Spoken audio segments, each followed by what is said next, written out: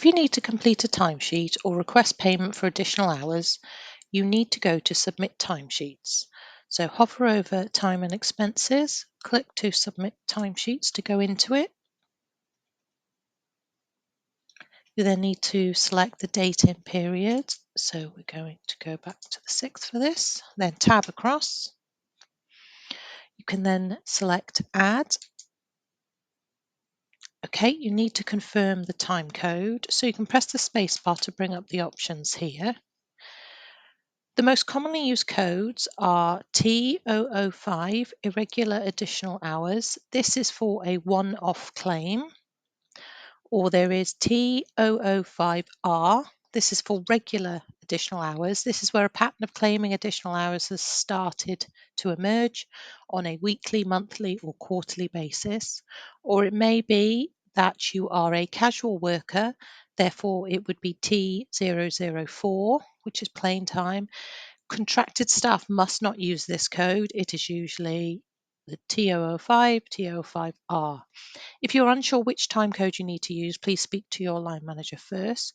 For this purpose, it's going to be irregular additional hours. So then I'm going to tab across. The cost center here will be correct unless you have specifically been told to use a different one. Do not change the cost center here. You need to check that the position is correct.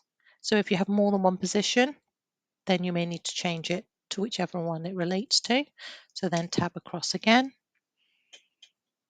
So go to the relevant date in that week.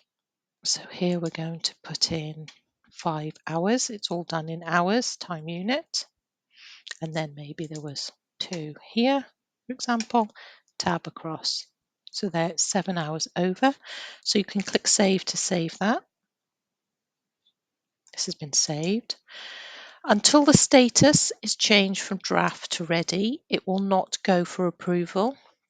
So to send for approval for authorization by your manager and then to payroll, click Ready and then select Save.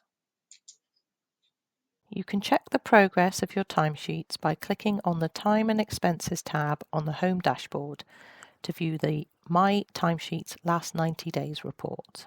If the workflow state is showing as No Workflow, then the timesheet is still in draft and hasn't entered the workflow. You will need to go back into it and change the status to Ready and Save to send it for approval.